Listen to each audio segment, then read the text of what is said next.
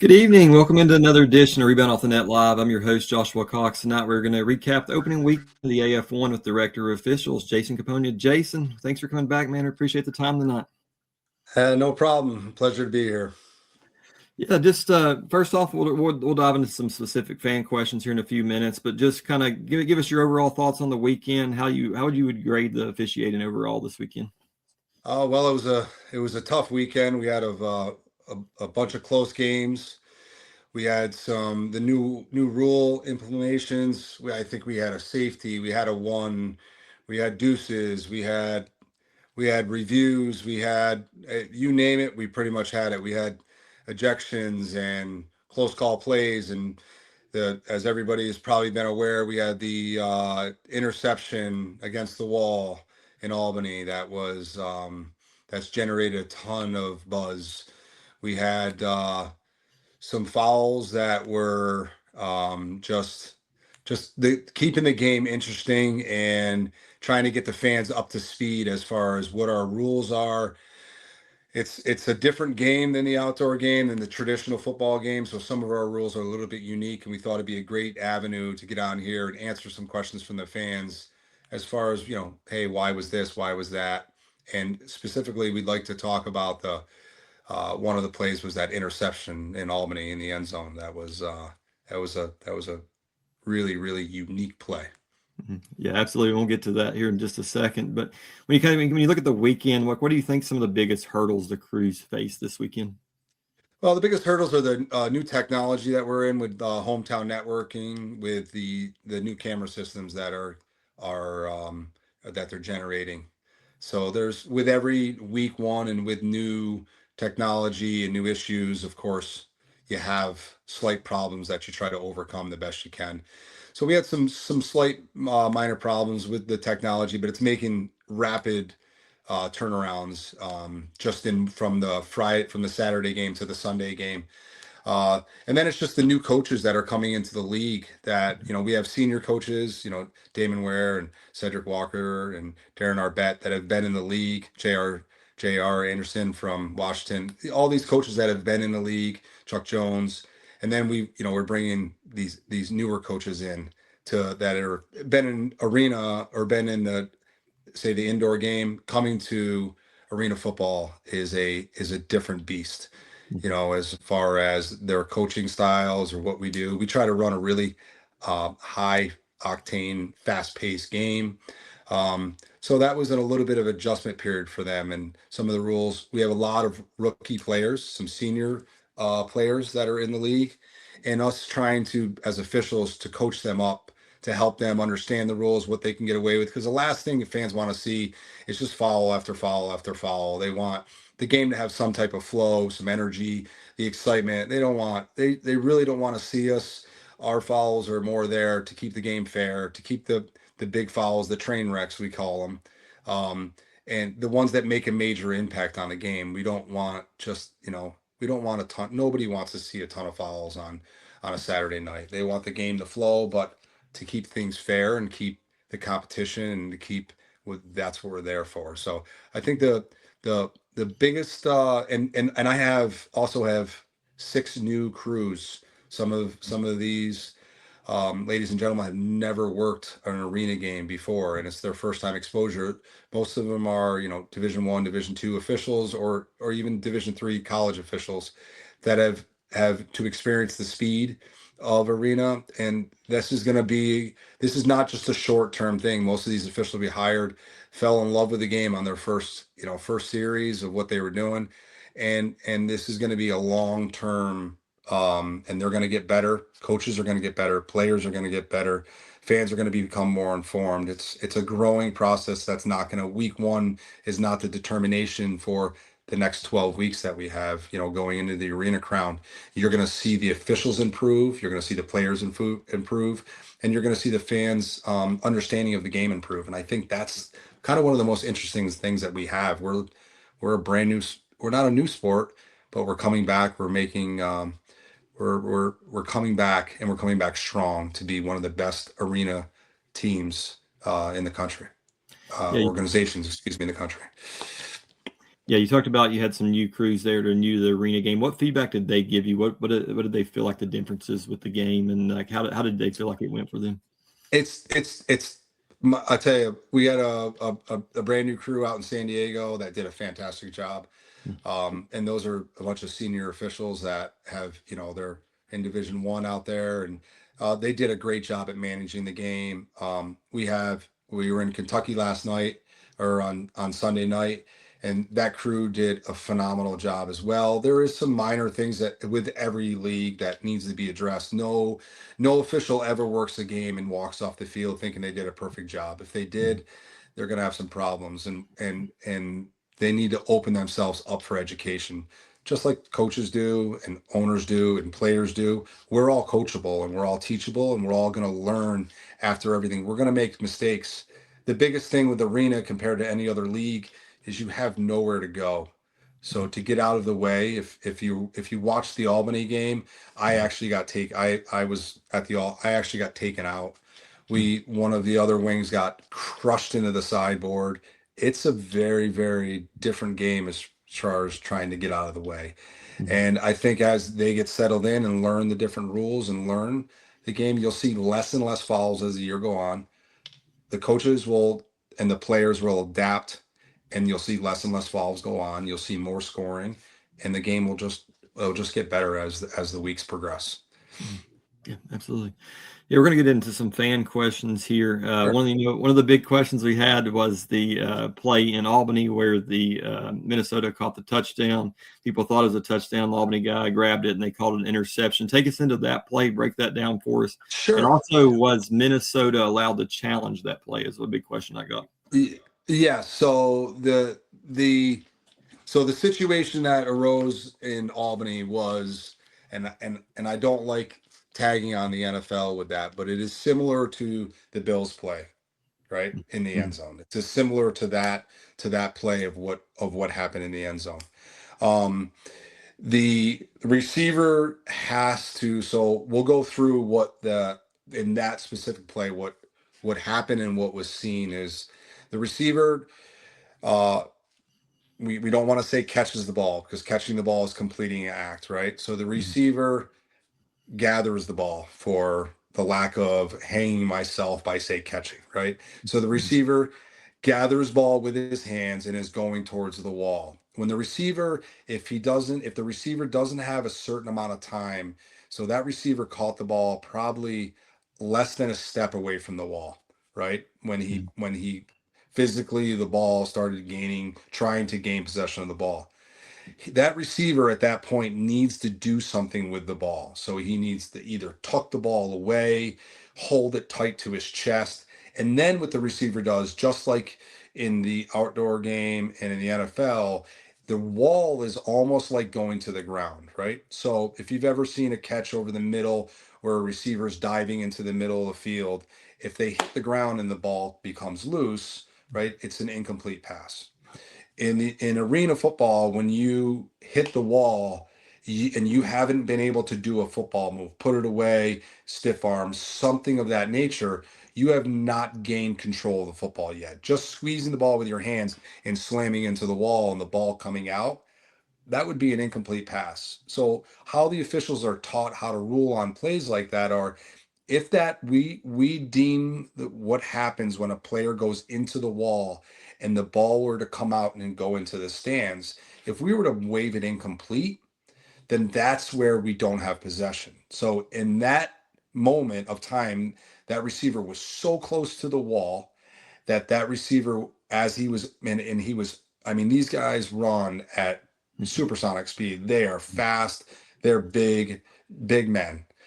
As he's going to the wall, he's too close to the wall to do anything. So all he needs to do is hit the wall, bounce off the wall, have possession of the ball, and then if there's a defender on it, ripping it out as he's coming off the wall and maintaining possession, he would have the ball. If you watch that, I mean, I think we have 2 million views. There's some astronomical amount of views we've had, and basically it's in the Bills game when that receiver was on his back, goes to the ground, is on his back, right?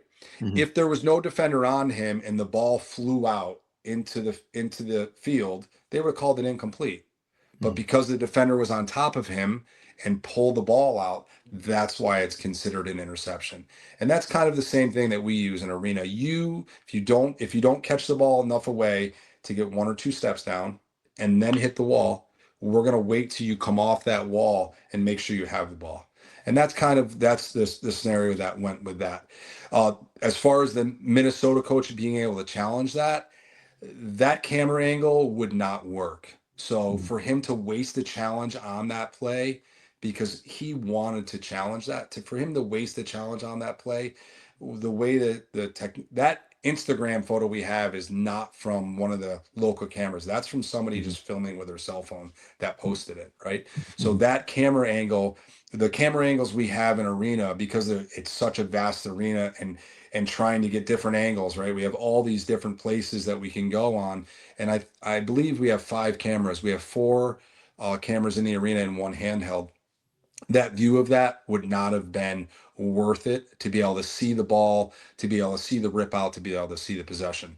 So it was encouraged not to try to go to the waste this challenge early in the game. They only get to a game. If they lose one, they Mm-hmm. can't use it. So that was kind of the realm of, hey, it, I wouldn't go down this avenue. I'd save it. It's going to be upheld. And we pass information along that to the coaches and let them ultimately make the decision. But that's the best way for us to kind of say, hey, coach, you're not going to get a view on that. We don't know if we really, really want. You can take a look at it, but we're going to tell you that it's in your best interest because we know what the camera feeds are and we Right. know what the angles we have are.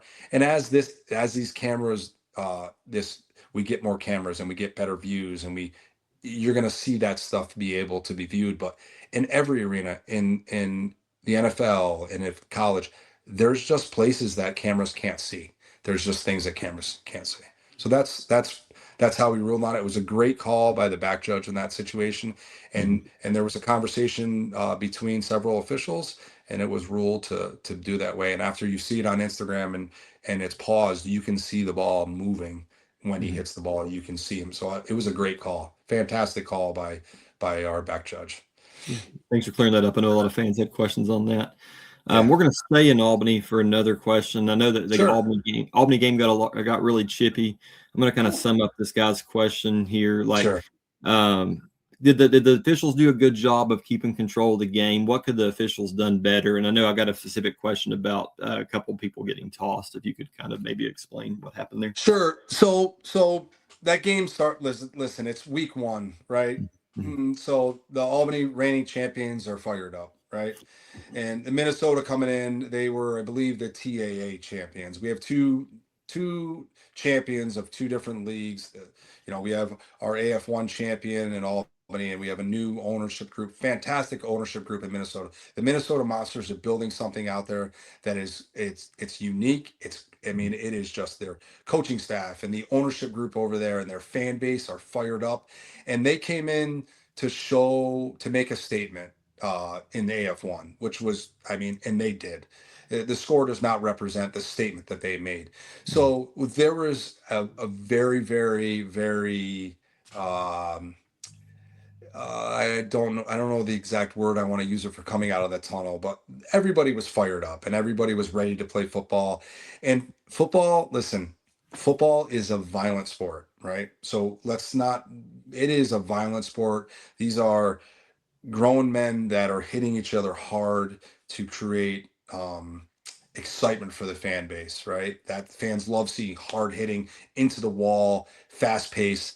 And in order to be that way, you're not going to be at a tea party. You're not going to be sitting across, hanging out. You're ready to go to battle. And unfortunately, sometimes that battle bleeds off in a different ways. So what happened in that game is, out of the blue, out of just, somebody being frustrated, either, getting tackled hurts. It doesn't feel the greatest. Getting hit, it doesn't feel great. And when you get popped, sometimes your emotions get the best of you. And as officials, we're there to try to rein things in.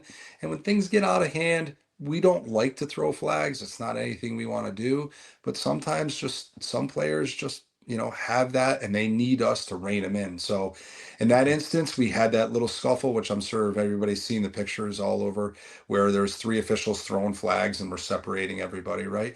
And that picture doesn't really portray there wasn't a lot going on there, right? It was just kind of some pushing and shoving and just talking, but we felt like it could turn into the next level of that. Mhm. And when there's a repetitive person on the field from both teams that are instigating, we give them what's called an unsportsmanlike foul. So in arena football, you are allowed two unsportsmanlike fouls and then you're ejected from the game. So we had an instance where we had that scuffle and we gave two players that were involved with each other that we felt crossed the line outside of football, and we gave each one of them an unsportsmanlike.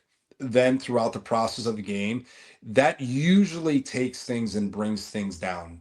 Players start to realize, hey, I'm going to get ejected or something's going to happen. So then we had another situation. We had one more where, and this is stuff it's not during the play. It's stuff that's after the play. That's an unsportsmanlike, right? Unsportsmanlike is not hitting somebody hard.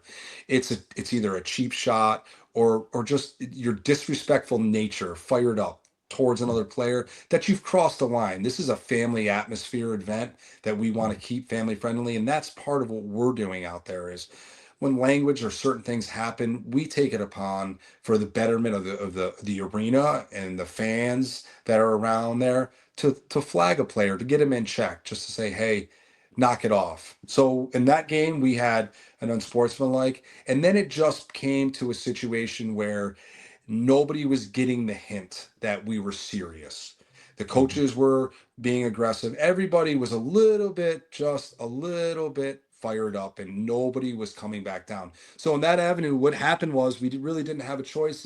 And I want to say in my years in arena, it's happened two or three times that I've seen it done.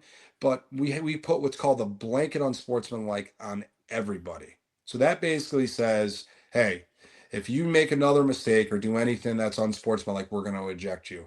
Well, Mhm. unfortunately, when we got to that level, right, we can't keep just throwing one or two flags on people. When we got to that level, we had three people that were already had one. And whether they're on the bench or in the field of play, it doesn't matter. You're ejected. So sometimes in games, there may be that atmosphere beforehand where that needs to happen to calm everybody down, right? Players do not want to get ejected. They do not want a letter and a fine from Jeff Fisher. They don't want a phone call from the boss Mhm. telling them what they did was unacceptable. They like their jobs. They like playing in this league. It's just everybody's job. So, Mhm. so in that avenue, it was, hey, unfortunately, to bring the everything back down, we put a blanket in UNS, and you see the players all of a sudden snap like, this is going to cost me some money. Mhm. This is their job, and they may get fined, they may not get fined, they may get a letter. So that's what the blanket UNS was used for in that game, was just to say, all right, we've gone too far, we need to bring things back down to um, a civil, family friendly environment. And that's Yeah. what we were trying to do. Yeah, absolutely. I got a couple questions about like the communication with on the TV and with the fans in the stands. I know in Albany, especially the TV broadcast, we couldn't hear like the official making the call, and a lot of the game, Eli Gold was talking about that.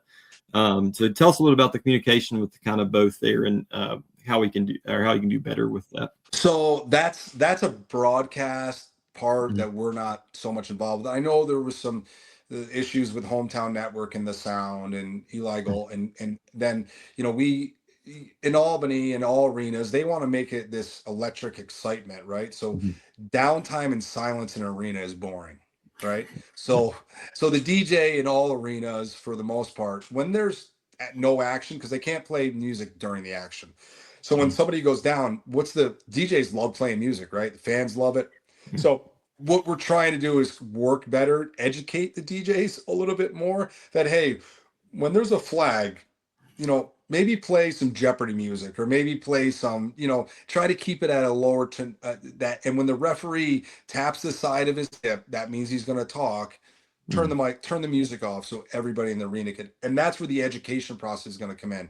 And once hometown gets up to speed, I think this week you're going to see a drastic improvement on them as far as their televised game. But in the arena, it's, hey, we got to get the arenas to turn the mics off.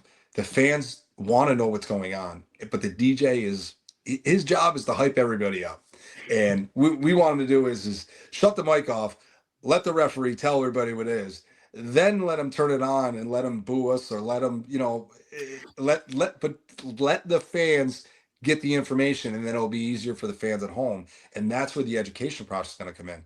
Because if you all of a sudden see something, then they would um they would the fans will be able to see to excuse me, I just got to stress. The fans will actually be able to understand the ruling. So if we like this signal over our head for everybody means an illegal defense, right? And that's your linebackers are doing something wrong that they're not supposed to, or your linemen are doing something wrong. And that's an automatic first down. So once we get education in that, you'll start to everybody knows this is a false start, right? And that's just from years from watching football.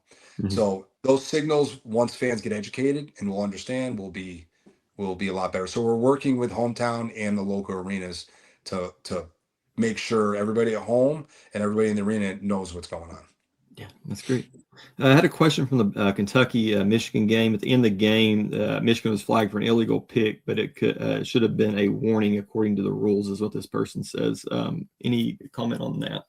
Yes, that play was not warrant. So in the rule book, it states that the first one will be a warning, but it also states at the end of the rule that excessive contact would be automatically dropped to that. In that play, we had a wide receiver actually. So in arena football, like no other football, in the NFL, they took the umpire that used to be in the right. Remember back in the day, there used to be an umpire in the defensive backfield. They moved that umpire and they put that umpire in the offensive backfield to keep him out of danger. We did that about 3 years ago in arena. We took the umpire and we put the umpire back. What was happening is the jack, so the jack linebacker, right, and the mac linebacker have restrictions. The jack can only go 5 yards deep. What was happening is the umpire in arena stands 5 yards. He is for say the line for the jack to know where he is. It's hard sometimes to know where 5 yards is, right? It once play goes on. So the coaches 3 years ago said we did it for an entire season, and actually they decided that they no longer wanted the not to have an umpire there. They wanted an umpire back there. And what happens with a lot of times, you'll see an umpire smack a defensive lineman and move him over or shift a guy to get them to where they want. Those are preventing pre-snap penalties, the boring penalties, the things that the fans don't want to see, right? And then he's a landmark for that jack to know how deep he can go.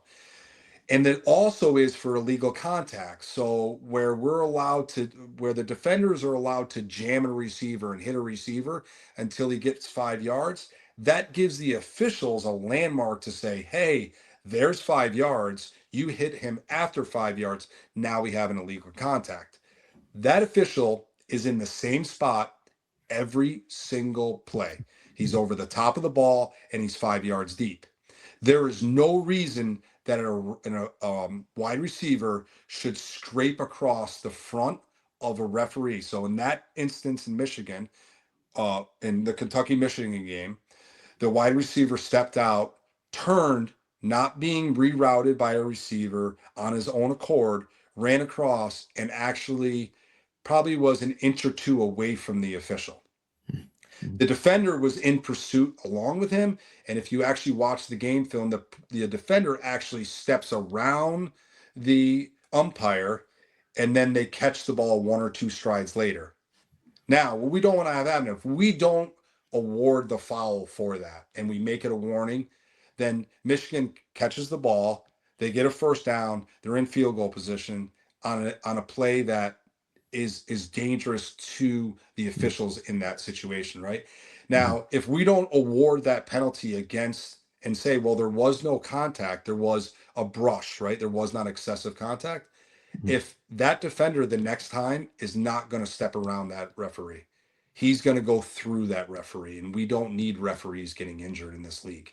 We don't Mhm. want to see anybody get injured. And Right. it's and that so that's the reason for that. That umpire of players have always been taught not to touch an official, right? Right. Since they were little kids. They've been taught you don't ever run into official, you don't contact an official. It's ingrained in their blood. It's just something they know not to do. Mhm. Stripes, we don't go near them, we don't touch them, we don't talk to them, we don't do any of that. So in that instance, in that play, that's why it warranted a foul um, to against the offense, and it was a 10-yard penalty and replayed it down. You got so many other places to go to throw the ball. Mhm. You cannot run across, and it puts, these gentlemen and women that are out here working these games, they don't make a lot of money. They're doing it for the love of the game, and Mhm. there is no amount of money that can make it where you can take a helmet to an ear hole because you're watching and focus on something else. That the wide receiver can run 2 steps shallower or 4 steps. He doesn't need to take that 3 step. So Mhm. that was the issue in Michigan, and it wasn't an easy call. It wasn't something that, it's those calls, they're hard to make, especially in that game time decision. Absolutely. One last fan question. We'll start wrapping things up here. Steven says, was there a reason for the challenge review being moved from the corner with the big TV? I love the transparency of watching the refs reviewing a challenge. So that's something we're trying to work out with hometown.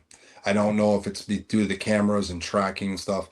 Those are things like that was Albany was back into a room. Kentucky was at the table. Mhm.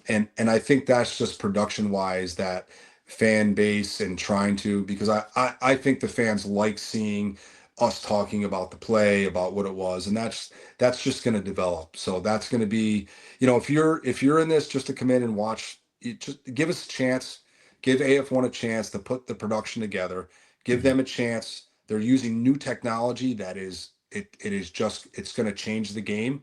Um, and it's just going to get better and better as the weeks go. So don't any fan that's out there that's watching, I hope we didn't lose fans due to the issues we had, and we hope they come back around. And we think we can get them with the talent with Jeff Fisher, as our commissioner, and the scoring and the playing and the highlights that we've got from that the talent of players just it's out of this world. These guys are Mhm. they are just phenomenal athletes. I mean, the over the wall catches we saw in Kentucky, flipping over, these players were giving themselves up. It was just it was a great spectacle to see. So I think we're going to see things change, and you're going to see things progress week by week by week, and we're just going to keep improving until I don't think we're ever going to stop improving. You don't ever stop because you're never perfect.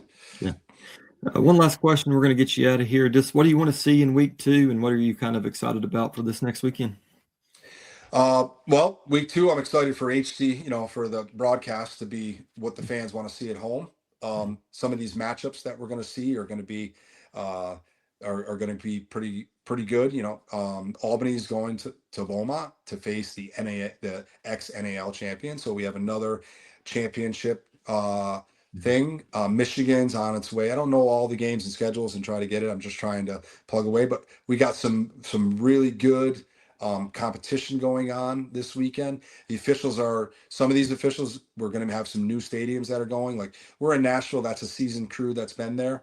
So, we're really comfortable. I'm comfortable with all the officials, but, we have a new crew in Beaumont. We're going to have just and we're just excited for the process to keep growing, the players to get better, the amount of fouls to come down from the officials and the players getting better. And I just think where my job was extremely stressful this weekend on phone calls and dealing with coaches and dealing with certain situations, and I think next week I want it to be a little less stressful. I'm hoping by the time we get to week 7 or 8 that Sunday night isn't spent on the phone and going through film and talking to coaches and crews to try to get things. So that's where we're at. We really want to put a product out there that the fans love, that is just different than any other league, and it's just going to be, it's full of excitement. And that's what we want to keep going, keep striving, right? Keep shooting for the stars. Yeah, absolutely. Jason, we appreciate the time tonight. We're looking forward to this weekend. I'm looking forward to seeing Nashville for the first time too. That'll be great. So appreciate the time Yeah, tonight. Appreciate it. yeah, we're excited for Nashville. They're going to be a team to reckon with. So it's going to be interesting. It's exciting, man. We're getting there. So, Appreciate the time, man. We'll talk to you soon.